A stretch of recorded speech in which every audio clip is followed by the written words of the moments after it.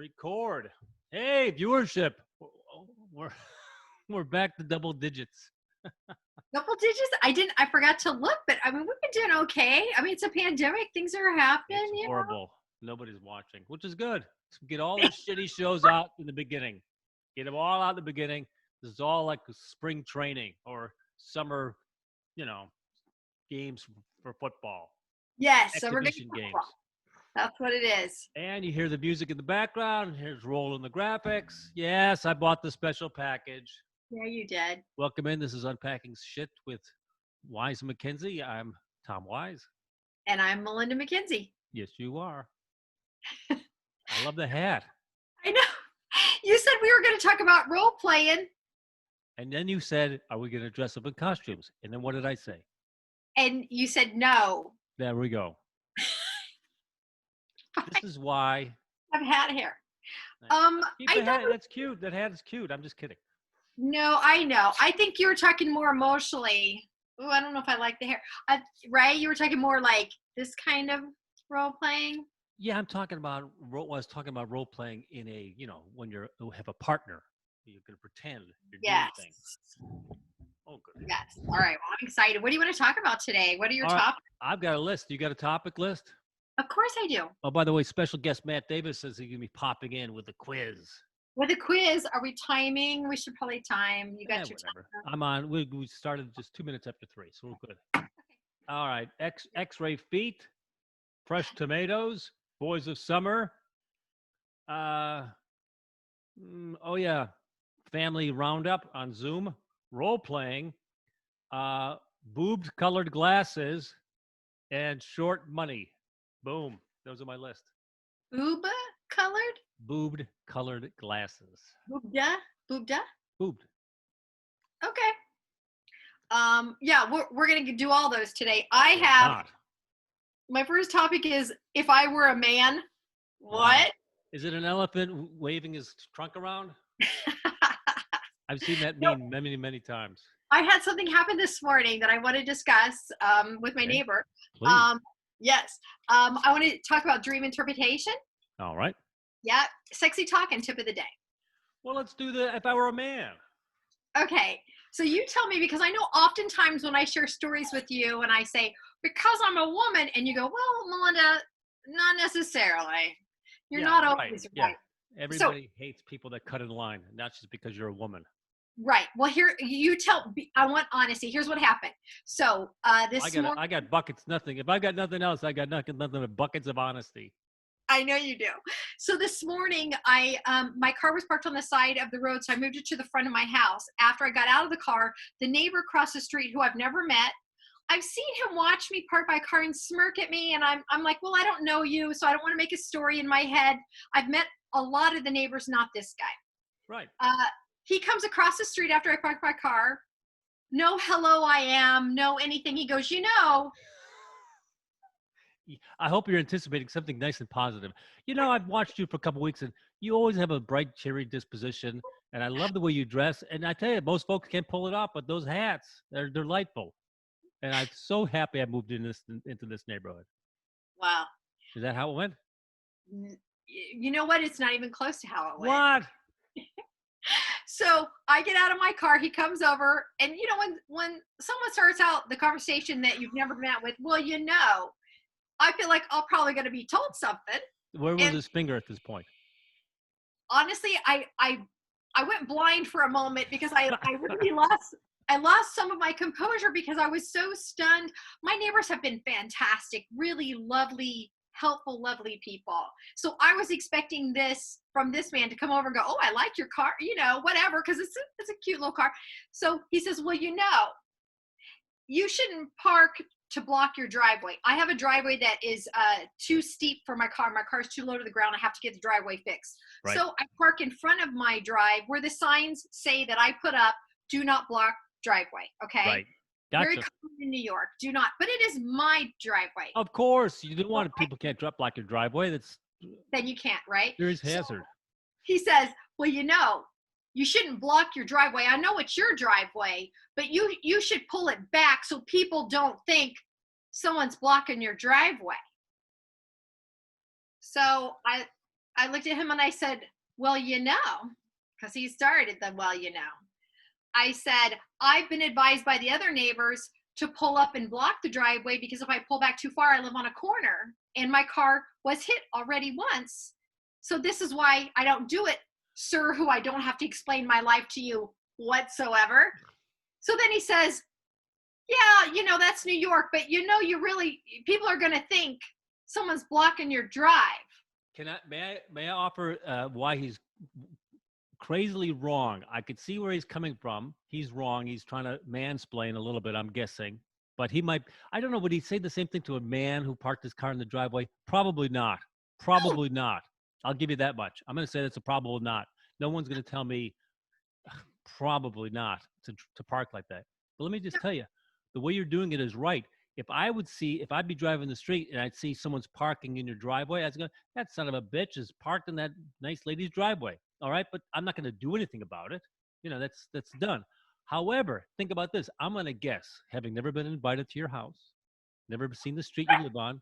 I've often walked down the street before, but my pavement. Okay. So I'm going to guess that parking is a premium.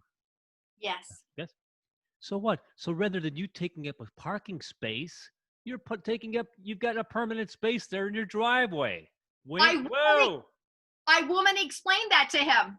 I was mad that I was already explaining, but then I thought, well, can I say something? Can Yes. I predict how it ended? Him saying, you know what? You're right, 100%. I never thought about it like that. You're Is that so how it ended? total opposite of that. What? That's crazy talk. So after I already explained that the car was hit and he said I should still do it, then I said, well, take a look here, mister. If I do block the driveway, then there's enough space. If anyone wants to park behind me, I'm actually making another space. Correct. Sir. And he walked away. Yeah, he was told very logically a really good reason for doing what you're doing, and he ran out of gas. And you know what? It's a sad moment when somebody who's been, enlightened doesn't say, you know what? You're right. I'm an idiot. Okay. I mean, that's growth as a person, right? Why did I even have to explain why I do what I do? But I did it hoping he would relax. You could have given him the salute and the Leo DeRocher salute. No. What's the Leo DeRocher? Oh, that one. Yeah, I didn't know what that meant when I was a Cubs fan. Leo DeRocher famously did that during a Cubs game on TV. I didn't know that was the same thing as this. Is that allowed? Well, you can just say whatever you want to the umpire. I guess that's true. We didn't know I didn't know that meant that. Well, I was really disappointed because I will tell you, Tom, I've only lived in this house since last July and people have been lovely and helpful and kind. And for this man to come over and then, so when I was explaining, before I explained why, he said, well, I live across the street. Yeah. Like I gave him some authority. Not, my name is Michael. I just didn't drop in from heaven. I live across the street. I know exactly how to tell you how to park. I got authority here. And then when I explained how I was actually being the lovely human being, leaving in extra parking, I could park back and take that spot and then no one could park on my driveway. I think that's rude. I'm not going to do it. Parking is at a premium. Right. Yeah. It'd be like in Chicago, down to, where my kids live in near Wrigleyville or Andersonville. You get a parking space. It's gold. People pay to have a parking space. And I'm frustrated that I can't use my driveway, but I just can't. My car's too low, so I'm gonna have to pay to get the driveway fixed. So in the meantime, I have to park in the street. But I have a question. Does your car take up more than your driveway? Like 6 feet past the driveway? No, it's long enough. It's narrow, but it's long enough that I won't cross the sidewalk or anything. No, I'm just saying. So your car, when it's in the driveway, doesn't take up any more curb space? Oh, it might, over a couple of feet, 6 inches. Yeah, it's a small amount. Yeah. How big is 6 inches again?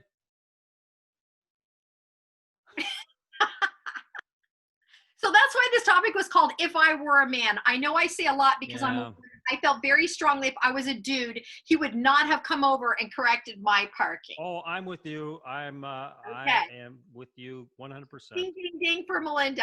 Do you have to call Davis? I just said that we have a special guest coming in. I told him come on at 3:15. It's 3:14. I just gave him the high side. So we might have a special guest coming in any moment. But I agree with you. He's a jerk. He's an a-hole, and he wouldn't have done it if it was a man. Certainly not a burly man, like a big man. He's going Right. to settle his hash. But I tell you though, maybe might I skew this in a positive fashion? Yes. He might be thinking, I'm going to give this guy the benefit of the doubt, right? He wants, since you've got the signs, don't park in the driveway. Yes. Right? And then he's maybe defending your space.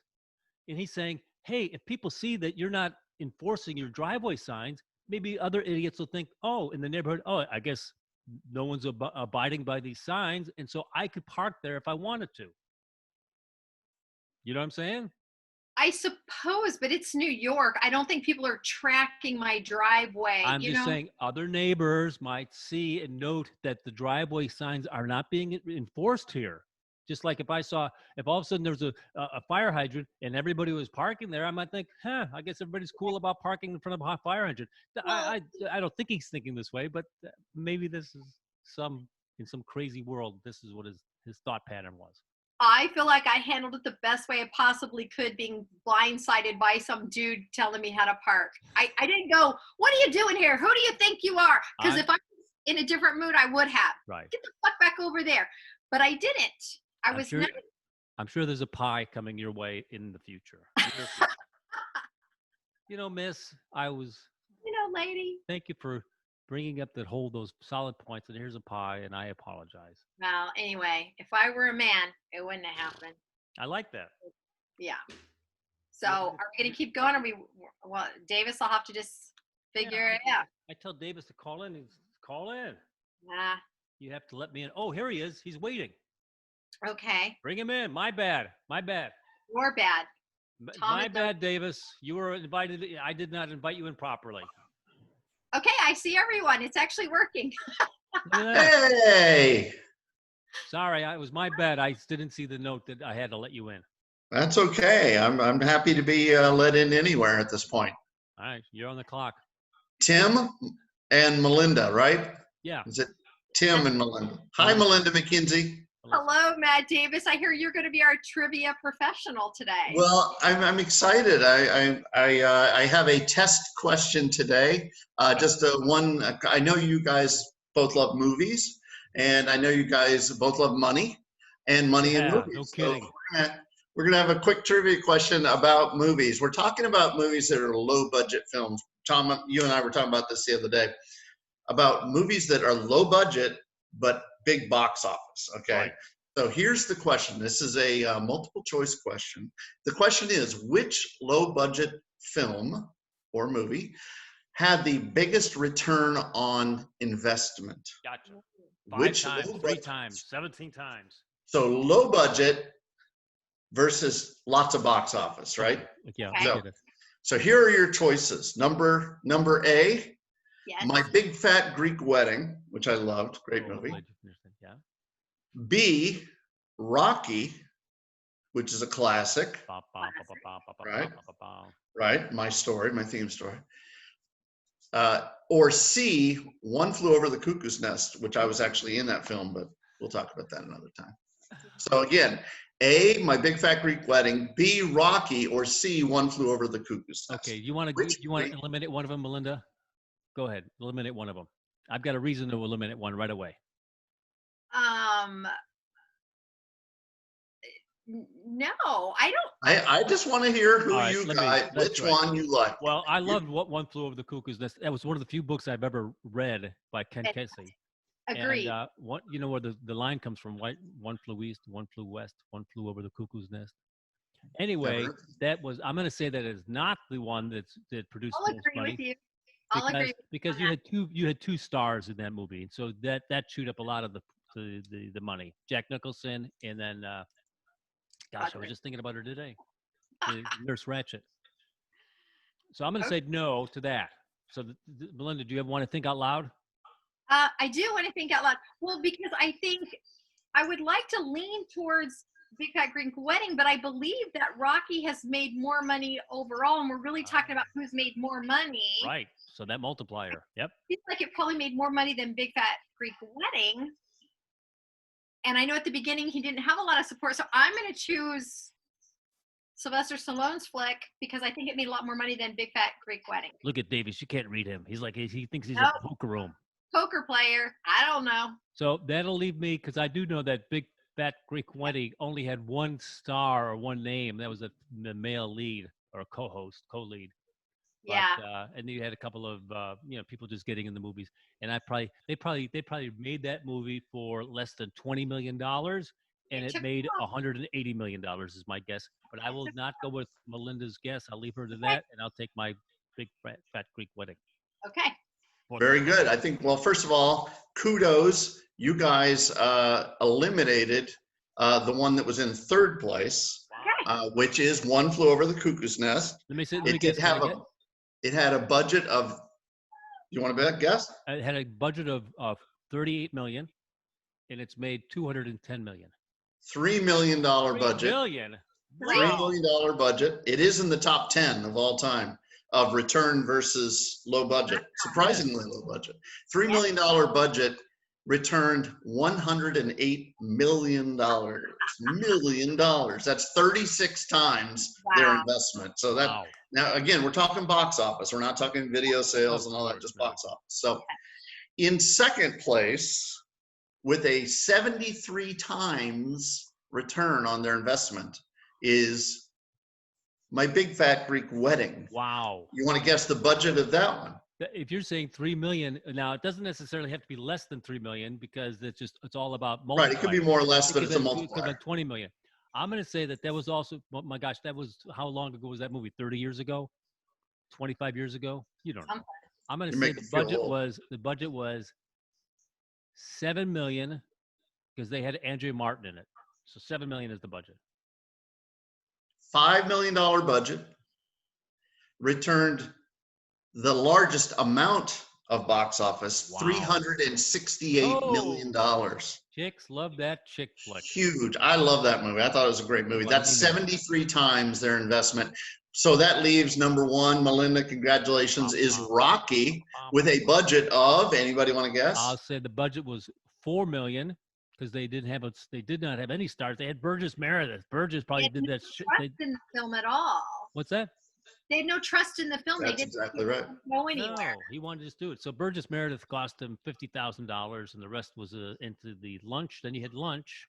Which was I'm going to say the budget for that was let's say $4 million. The budget for Rocky, which he wrote himself, by the way, for himself. I think he got paid like $200,000 or something for the script.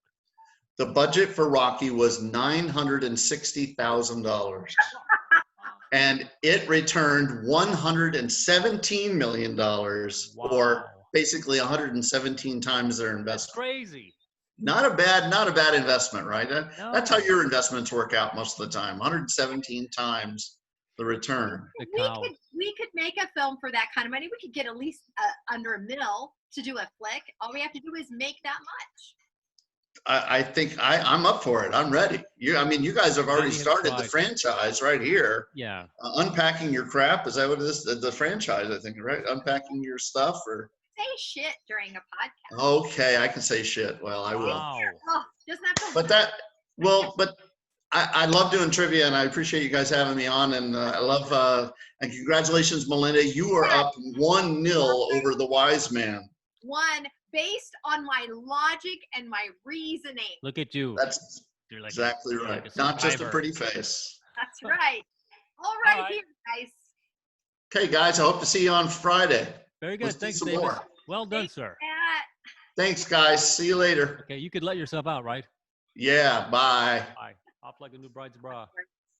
I'll just say here. Look at there. There's a segment.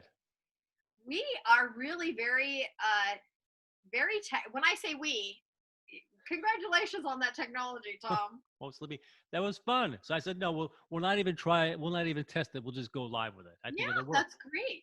That turned out really nice. Nice. Well, that's about half the show right there. Has been trivia. Right. Hey, I want to point out my mug. Can you see what this mug says? Yes, priceless. What does it really Princess. say? No, Princess. read it. Preens. Prines. It was made wrong. One of my friends, my daughter's friends bought it for me because it was made wrong. And they're like, if there was ever a mug made for you, it's this one. It's supposed to say princess, but they left out a letter. Yeah. I'd like to buy a letter, please. Right? Like to It makes buy- me so happy every time it cracks me up. I've had this mug for like 15 years and I love it. Hmm. Mistakes sometimes can be valuable. I'm staring at that thing. I'm wondering, how do you screw that up? I mean, we've all seen the tattoo with the guy who misspelled the tattoo.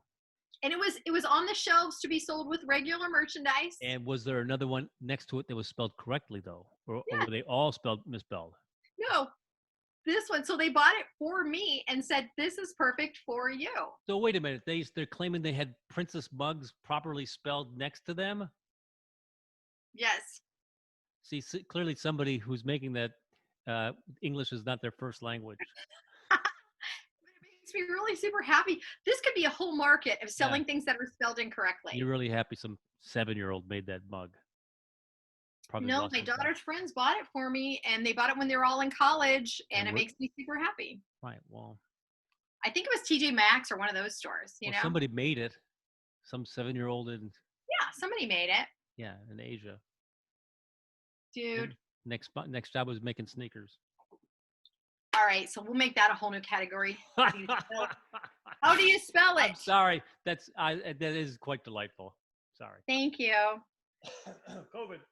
Now that I'm on a winning streak, I'm just going to get real Look at you. cocky. Absolutely. What's next? Your topic I did If I Were a Man, so it's you. All right. So let's do. Let's just knock out fresh tomatoes. I've been talking about this for 3 weeks. You really have. That and X-ray feet. I'm curious about them both. All right, so tell. This is very simple. I had to. I was selling a self-watering planter on HSN.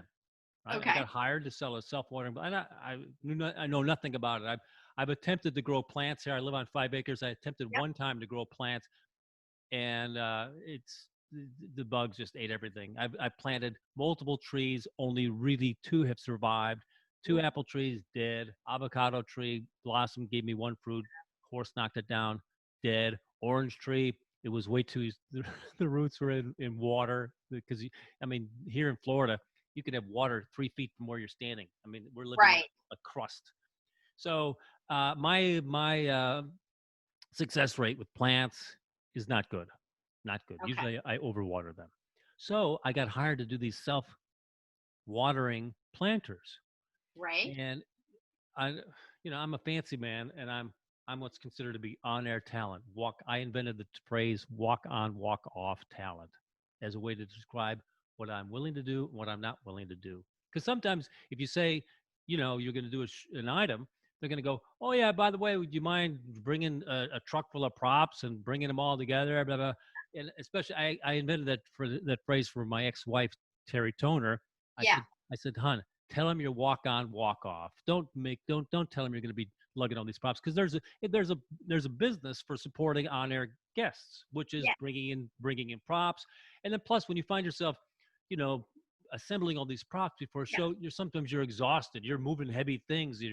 Let's just relax, focus on your job. Listen to your job. You're not paid as a mule. Right. No, you're right. Absolutely. So anyway, in the conversation, I said, is anyone going to be growing anything in this thing? Are we going to have samples? Are we going to have something to show when we're on, the live TV show? Because in the past, I sold grass that you could put anywhere. The grass had 7 layers of fertilizer, of mulch, of all these nutrients. It was a whole package. So this one seed of grass, was 4 times the size, because it's covered and coated in things, and you could literally put it anywhere and it would grow. And as a sample, as a way to show that some guy grew grass on a cinder block. I love it. Yeah. Oh, it's a great demo. I mean, look at this. We're growing grass on a cinder block. Now, he had to, water it and put it on the cinder block. And, that it didn't do it by itself. That's a lot of maintenance. So I'm saying the right demonstration is very powerful. And I said, is someone going to be growing these tomatoes? Because we're going to need a finished product. Somebody's got to grow This them. can't be all B-roll. And Amy, I love her. Amy said, yeah, I'm trying, but I didn't think the thing was going to be very successful. And she sent me a picture. It looked like Charlie Brown's Christmas tree, this sad thing in a bucket. I go, we're not going to sell anything. We're not going to sell anything with that. So I went over to Costco, and sure enough, they're selling tomato plants. I mean, mature tomato plants that are just about to start giving tomatoes. So I bought that, and I also bought banana peppers, big containers. Yeah. Big containers. And oddly enough, the same size container as the one I'm selling. Okay. So does this story have an end to it? It goes on and on. It's like a river. What were we talking about? This is the Mississippi. We're only in Idaho. We're only in Iowa. Anyway, I put it into the planter.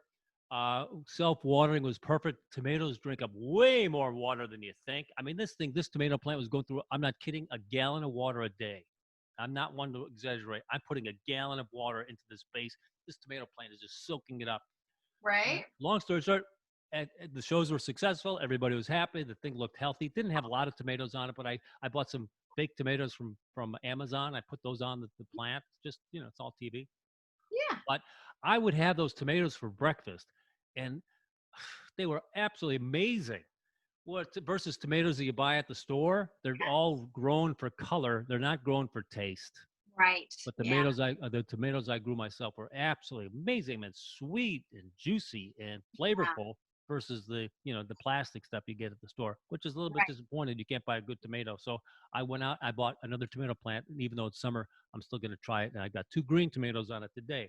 So I'm saying it's never too late to try something new, like planting your own vegetables. I love it. And we could do a whole segment on things we sold that should have never sold. Or maybe things that probably would have a hard time selling unless you did the extra mile, whatever that thing. I've got some great stories about stuff like that. So I love it. You should always, I have to support what you said. You should always try something new. And you don't need a big farm. I mean, literally, I'm growing these things on the porch. I'm literally growing them on the porch in a 2 foot by 2 foot square. Yeah. You can do this on a patio, or you don't have, the space is not a constriction. You do need a little sunshine though. Yeah, I love it. I'm not great with plants or growing things, which is ironic since today's background are plantings.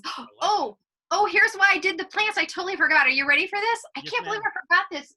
I got so excited when you told me we were having a guest. Here's why I put the plants here. Because I was going to talk about all the things I've been buying. Hopefully it will show up here in a minute. All the things I've been buying. Look at you. Since I've been home. One of the things I bought was a bubble machine. I love it.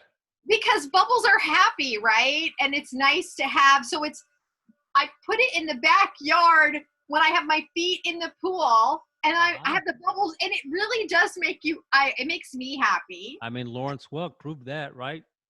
I thought it would look good with the plants. Every time I turn this machine on in the house, my daughter, who is an adult, says, should you be turning that on in the house? Wow. Yes, you should. It's a pandemic. She's turning it on too. Hey, baby, we got time for one more topic, I think. Go for it. That? Yes. I've lost track of time. What's this? I'm not I can't reel things in. You should probably.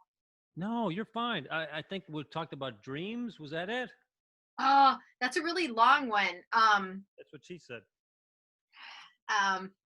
Yeah. Okay. So dream interpretation, when I was in high school, I used to keep dream journals and I'd write them down, then I'd interpret them. I was way into dreams. And for many years, I've had dream journals. I've gone away and come back to it. And recently with the pandemic, it's become more interesting to me. I've had more downtime so I can actually write them when I wake up. And then my niece called me because she had a really scary dream. And I'm sure it's because of this stuff, right?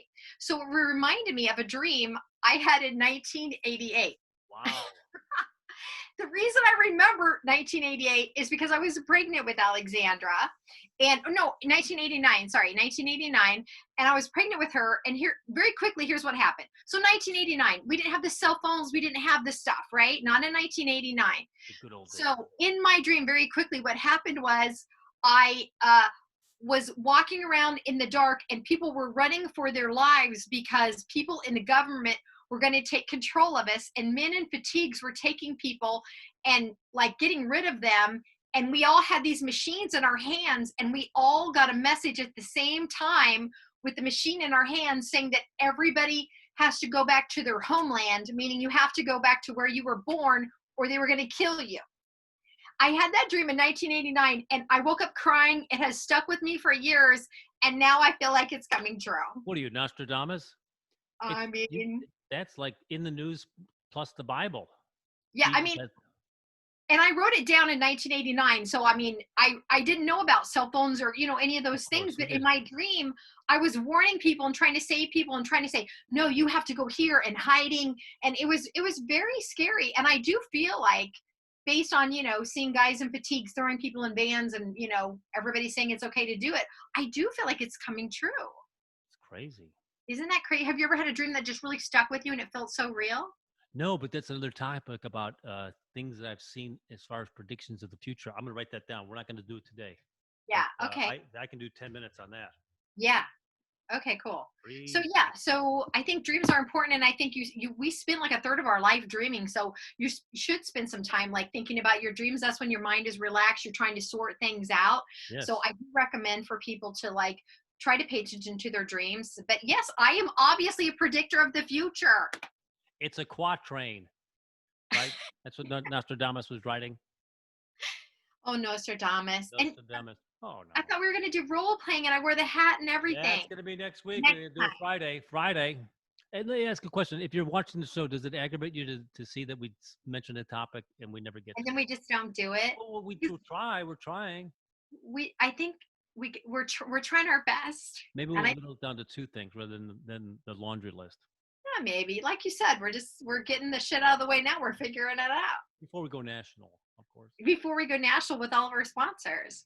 Yeah. All right. Well, did you want to do a sexy tip or sexy talk or? I did the sexy talk last time. Do you have? I could ask you a question. Like, can you tell me when you meet a woman, is there something in particular other than the obvious that you find very attractive? What is very attractive other than the obvious in a female? I like a lady that wears dresses.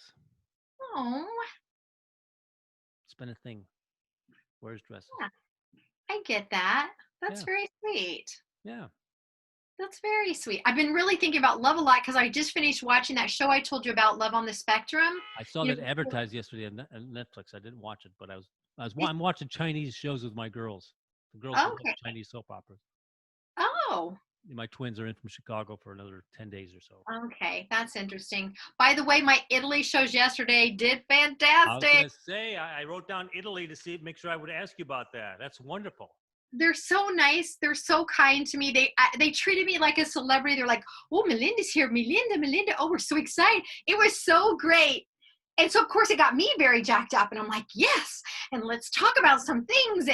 And so I believe we sold out. So Well done. Well done. We should have a horn or something. Huh? what? So yeah, so that was very exciting. So do you have it? Okay, so for next week, let's do some teases. We definitely will do role playing next week. Right. Or Friday. Is today Wednesday? It is Wednesday. Yeah, so Friday. All right. Friday we'll do role playing. We may And bring we'll Davis back in. And yeah, we can do more trivia, and then we'll do the dream thing that you wanted to talk about that we couldn't get to today. Right. My predictions. Role playing, Zoom meeting, boob colored glasses, Oh, I forgot about short that. money. All right. All right. My name's Tom Wise. I'm Melinda McKinsey. Where do you live? I'm in Tarpon Springs, Florida. And where do I live? You're in Babylon, Babylonia. Damn it. You don't even know where I live. You're in Brookline. Yes, I live in Brooklyn, New York. That is Yeah. correct. That's right. They came up as a trivia the other day. Somebody was like where the word Brookline came from. It's something else. It's an Indian word or something. Oh, that I'll look it up. I don't know. There you go. Okay. We've been saying goodbye for 20 minutes. Yes, See we ya. have. Thank you for unpacking shit with me today. My pleasure, Miss Melinda. Have a good day. Thanks, everybody.